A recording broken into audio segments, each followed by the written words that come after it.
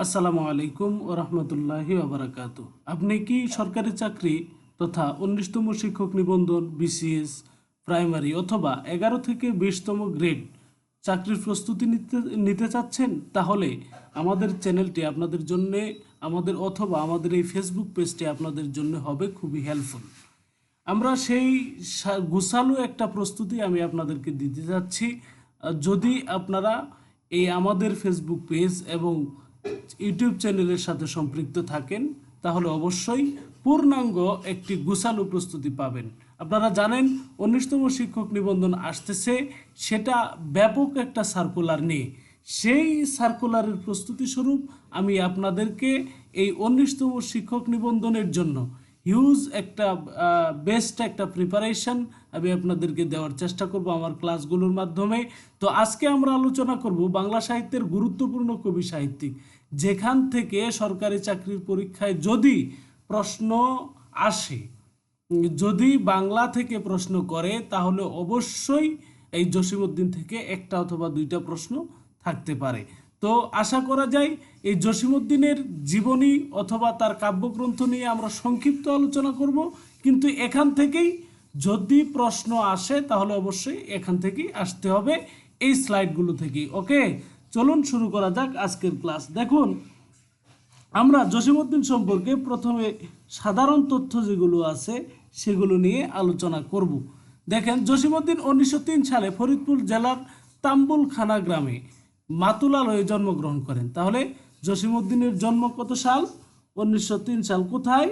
ফরিদপুর জেলায় তাম্বুলখানা গ্রামে মাতুলালয়ে। ওকে, তাহলে জসিমউদ্দিনের জন্ম 1903 সালে ফরিদপুর জেলায়। ওকে, দেখেন, কবি ঢাকা বিশ্ববিদ্যালয়ে বাংলা বিভাগের প্রভাষক ছিলেন। তাহলে জসিমউদ্দিন ঢাকা বিশ্ববিদ্যালয়ের বাংলা বিভাগের প্রভাষক ছিলেন। ডক্টর দীনেশচন্দ্র সেনের আনুকূল্যে কবি কলকাতা বিশ্ববিদ্যালয়ের পল্লীগীতি সংগ্রাহক পদে নিযুক্ত হন। কে? জসিমউদ্দিন কার আনুকূল্যে? ডক্টর দীনেশচন্দ্র সেনের আনুকূল্যে। কোন কোন বিশ্ববিদ্যালয়? কলকাতা বিশ্ববিদ্যালয়। কি সংগ্রাহক? পল্লীগীতি সংগ্রাহক। ওকে, রবীন্দ্র ভারতী বিশ্ববিদ্যালয় তাকে সম্মানসূচক ডিলিট ডিগ্রি প্রদান করে। তাহলে কোন বিশ্ববিদ্যালয়? রবীন্দ্র ভারতী বিশ্ববিদ্যালয়। কবিকে কি ডিলিট কবিকে কি প্রদান করে? সম্মানসূচক ডিলিট ডিগ্রি প্রদান করে। কোন বিশ্ববিদ্যালয়? রবীন্দ্র ভারতী বিশ্ববিদ্যালয়। সাহিত্য সাধনার স্বীকৃতি স্বরূপ 21শে পদক 1976 লাভ করেন। কত 21শে পদক কত সালে লাভ করেন? 1976 সালে। এটা কিন্তু মাস্ট মনে রাখতে হবে এটা। এরপরে এই যে সম্মানসূচক ডিলিট ডিগ্রি কোন বিশ্ববিদ্যালয় প্রদান করে, এটাও মনে রাখতে হবে। হ্যাঁ, তাহলে 14 মার্চ 1976 তিনি ঢাকায় পরলোক গমন করেন। তাহলে কবির মৃত্যু সন হচ্ছে 14 মার্চ 1976। আচ্ছা, তার নাম অনুসারে ঢাকা বিশ্ববিদ্যালয়ের ছাত্রাবাসের নামকরণ করা হয় জসিমউদ্দিন ছাত্রাবাস। একটা ছাত্রাবাস আছে ঢাকা বিশ্ববিদ্যালয়ে, যেটা পল্লী কবি জসিমউদ্দিনের নাম অনুসারে করা হয়েছে, সেটা হলো জসিমউদ্দিন ছাত্রাবাস। দেখেন পরবর্তী স্লাইডে, আমরা গত স্লাইডে আমরা সাধারণ তথ্য নিয়ে আলোচনা করলাম এই স্লাইডটিতে, তাই না? কিন্তু এখানে আমরা আলোচনা করব কবির কাব্যগ্রন্থ নিয়ে। কবির প্রথম রাখালি 1927 কবির প্রথম কাব্যগ্রন্থ। তাহলে কবির প্রথম গ্রন্থ তথা কাব্যগ্রন্থ, কবির এটাই প্রথম গ্রন্থ এবং এটাই প্রথম কাব্যগ্রন্থ। ওকে, যদি আপনাকে প্রশ্ন করা হয় যে জসিমউদ্দিনের প্রথম গ্রন্থ কোনটি, সেটি হবে কি? রাখালি। যদি প্রশ্ন করা হয় কত সালে প্রকাশিত হয়, 1927 সালে। কবির প্রথম কাব্যগ্রন্থ কোনটি? রাখালি। উল্লেখযোগ্য কবিতা সমূহ হলো রাখাল ছেলে, কবর, পল্লী জননী। কয়টা? রাখাল ছেলে, কবর, পল্লী জননী। দেখেন, আমি এখানে বিখ্যাত কিছু এই কবিতার বিখ্যাত পংক্তি যেগুলো থেকে আপনাকে প্রশ্ন করতে পারে যে এই পংক্তিটি কোন কবিতার, তাই না? এখান থেকে প্রশ্ন আসতে পারে। তো সেজন্য আমি কিছু তুলে দিয়েছি। দেখেন, এই যে রাখাল ছেলে কবিতার একটা লাইন তুলে দিয়েছি। এটা বিভিন্ন পরীক্ষায় এসেছে, বিগত পরীক্ষায়, যে এই ঘরেতে একলা বসে ডাকছে আমার মা রাখাল ছেলে। তাই না? এটা রাখাল ছেলে কবিতার পল্লীকবি জসিমউদ্দিনের কোন কাব্যগ্রন্থের অন্তর্গত? রাখালি কাব্যগ্রন্থের অন্তর্গত। আচ্ছা, এইখানে তোর দাদির কবর ডালিম গাছের তলে, 30 বছর ভিজায় রেখেছি দুই নয়নের জলে, এটা কবর কবিতার কোন কাব্যগ্রন্থের অন্তর্গত? রাখালি। ওকে, কবর একটি দীর্ঘ, এই কবর কবিতা সম্পর্কে বিভিন্ন পরীক্ষায় বারবার প্রশ্ন আসতে দেখা যায় জসিমউদ্দিনের এই বিখ্যাত কাব্য কবর সম্পর্কে, কবিতা কবর সম্পর্কে। হ্যাঁ, এই কবর একটি দীর্ঘ 118 পংক্তির কবিতা, 118 পংক্তির কবিতা। তাহলে কবর কবিতায় পংক্তির সংখ্যা 118টি। আচ্ছা, এটা একটা সুখ কবিতা, কবর কবিতাটি একটি সুখ কবিতা, মাত্রাবৃত্ত ছন্দে রচিত। কোন ছন্দে রচিত? মাত্রাবৃত্ত ছন্দে রচিত। এরপরে দেখেন, কল্লোল পত্রিকায় প্রথম প্রকাশিত হয়। কোন পত্রিকায় প্রকাশিত হয়? কল্লোল পত্রিকায়। কবি কলেজ জীবনে কবিতাটি রচনা করেন। তাহলে কবি কখন রচনা করছে কবিতাটা? কলেজ জীবনে। কলকাতা বিশ্ববিদ্যালয়ে অধ্যয়নকালেই তার এই কবিতাটি প্রবেশিকা বাংলা সংকলনের অন্তর্ভুক্ত হয়। আমরা জানি প্রবেশিকা বলতে ইন্টারমিডিয়েটকে বোঝায়, সে সময় বুঝিয়েছে, আমরা এখানে ইন্টারমিডিয়েট বলি। সেই ইন্টারমিডিয়েটের সংযুক্ত হয় কবি কলকাতা বিশ্ববিদ্যালয়ে অধ্যয়ন যখন করতেছিলেন তখনই প্রবেশিকা বাংলা সংকলনের অন্তর্ভুক্ত হয়। কবিতাটি বর্ণনাকারী এক গ্রামীণ বৃদ্ধ। তাহলে কবিতাটি বর্ণনাকারী কে? এক গ্রামীণ বৃদ্ধ দাদু। আর শ্রোতা তদীয় নাতি, এই দাদুর নাতি হলো এই কবিতাটির শ্রোতা। দাদু 5 জন স্বজনের, কতজন স্বজনের? 5 জন স্বজনের হারানোর ব্যথা এক এক করে বর্ণনা করেন। দাদু শাপলার হাটে তরমুজ বিক্রি করতেন। দাদু কোথায় তরমুজ বিক্রি করতেন? শাপলার হাটে। এখান থেকে কিন্তু এই প্রশ্নগুলো মাস্ট বি কমন এবং বিগত পরীক্ষাগুলোতে এসেছে, এটা আপনাদেরকে খেয়াল রাখতে হবে। আচ্ছা, দাদুর শ্বশুরবাড়ি ছিল উজানতলির গায়ে। দাদুর শ্বশুরবাড়ি কোথায় ছিল? উজানতলি গ্রামে। আচ্ছা, পার্শ্বে জ্বালিয়া প্রদীপ, বাতাসে জমাই খেলা, আধারের সাথে বুঝিয়া তাহার ফুরায় এসেছে তেল। এটা কিন্তু পল্লী জননী। কোন কাব্যের অন্তর্গত? কাব্যগ্রন্থ কোন কাব্যের অন্তর্গত? পল্লী জননী। পল্লী জননী। আর কোন কাব্যগ্রন্থ?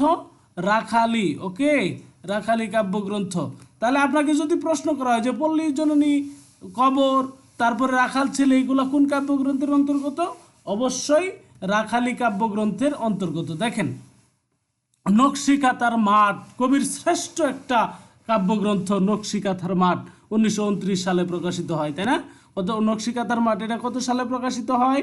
1929 সালে।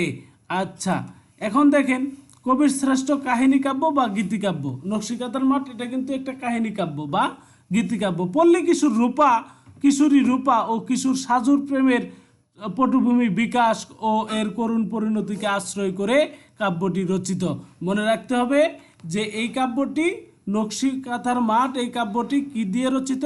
পল্লী কিশোর রূপা ও পল্লী কিশোরী রূপা ও পল্লী কিশোর সাজুর প্রেমের যে পটভূমি এবং তাদের বিকাশ, সেই প্রেমের বিকাশ এবং সেই প্রেমের যে একটা করুণ পরিণতি হয়েছিল, সেই পরিণতি সম্পর্কে ব্যাপক একটা আশ্রয় করে, সেই পরিণতিকে আশ্রয় করেই এই কাব্যগ্রন্থটি রচিত।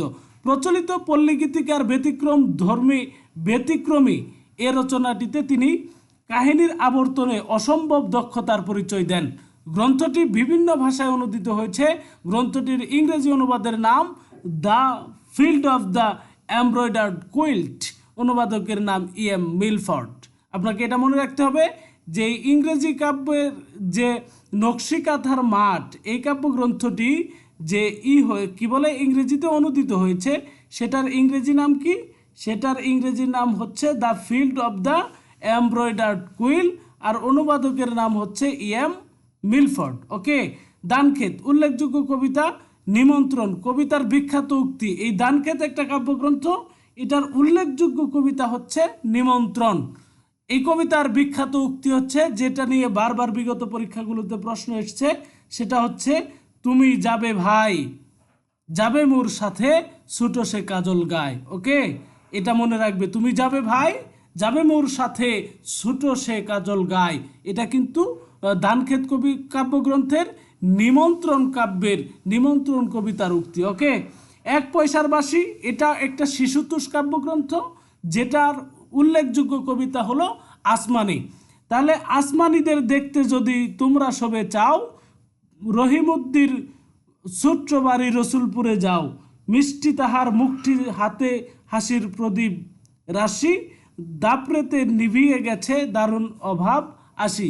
এই যে ফরিদপুর জেলার রসুলপুর গ্রামের যে ছোট্ট একটা মিষ্টি মেয়ে আসমানিকে নিয়ে যে কবিতাটি রচিত হয়েছে, এটাই কিন্তু এই আসমানি কাব্যগ্রন্থ। এটা 1 পয়সার বাঁশি এই শিশুতোষ কাব্যগ্রন্থের অন্তর্গত। ওকে, কাব্যগ্রন্থ আরও আছে, হাসু শিশুতোষ, কবিতা ফুটবল খেলোয়াড়, আমার বাড়ি।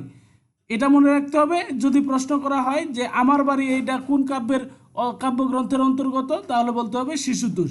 বালুচর উল্লেখযোগ্য কবিতা মুসাফির, প্রতিদান প্রভৃতি, সুজন বাদিয়ার ঘাট, হিন্দু কিশোরী দুলালি বা দুলি ও মুসলমান কিশোর সুজনের প্রেম কাহিনী নিয়ে রচিত, মা যে জননী কান্দে, রূপবতী, মাটির কান্না, সুচয়নী। এটা হচ্ছে জসিমউদ্দিনের কাব্যগ্রন্থ। ওকে, এখন দেখেন আমরা অন্যান্য নিয়ে আলোচনা করব। জসিমউদ্দিনের নাটক হচ্ছে বেনের মেয়ে, গীতিনাট্য, গ্রামের মায়া, পল্লীবধূ, মধুমালা, পদ্মাপার। তাইলে জসিমউদ্দিনের নাটক কোনগুলো? বেনের মেয়ে, এটা একটা গীতিনাট্য, তারপরে গ্রামের মায়া, পল্লীবধূ, মধুমালা, পদ্মাপার। তাহলে জসিমউদ্দিনের গীতিনাট্য কোনটি? জসিমউদ্দিনের গীতিনাট্যের বিষয়ে প্রশ্ন যদি আপনাদেরকে করি যে জসিমউদ্দিনের গীতিনাট্য কোনটি, সেটা হচ্ছে বেনের মেয়ে। ওকে, উপন্যাস 2টি, বুবা কাহিনী 1964, বৌটুবানির ফল। বুবা কাহিনীটা কত সালে প্রকাশিত হয়? 1964 সালে। উপন্যাস বৌটুবানির ফুল এটা কোন ধরনের গ্রন্থ? উপন্যাস। লেখককে? জসিমউদ্দিন। ভ্রমণ কাহিনী চলে মুসাফির, যে দেশে মানুষ বড়, হলদে পরীর দেশ। তাহলে ভ্রমণ কাহিনী আমরা কয়টা পাইলাম? 3টা। চলে মুসাফির, যে দেশে মানুষ বড়, আর কি হলদে পরীর দেশ। ওকে, গল্প কোনগুলো জসিমউদ্দিনের গল্পগুলো হচ্ছে বাঙালির হাসির গল্প, আয়না, ডালিম কুমার, শিশুতোষ। ওকে, এই ডালিম কুমারটা কিন্তু শিশুতোষ কাব্যগ্রন্থ, ডালিম কুমারটা শিশুতোষ গল্প, আর আয়নাও এক বাঙালির হাসির গল্প। এই 2টি গল্প। গানের সংকলন রঙ্গিলা নায়ের মাঝি, গাঙ্গের পার, জারি গান, এগুলো নিয়ে এগুলা থেকে প্রশ্ন আসবে অবশ্যই।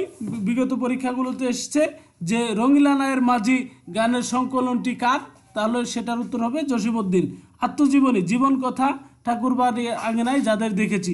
সবচাইতে এই জীবন কাহিনীর মধ্যে সবচাইতে যেটা নিয়ে প্রশ্ন আসে সেটা হচ্ছে এই ঠাকুরবাড়ির আঙিনায়। এর লেখককে আপনি অবশ্যই বলবেন যে রবীন্দ্রনাথ না, এটার লেখক হচ্ছেন জসিমউদ্দিন। ওকে, এই ছিল পল্লীকবি জসিমউদ্দিন সম্পর্কে আমাদের ব্যাপক ধারণা, সংক্ষিপ্ত আলোচনা এবং ব্যাপক প্রস্তুতি।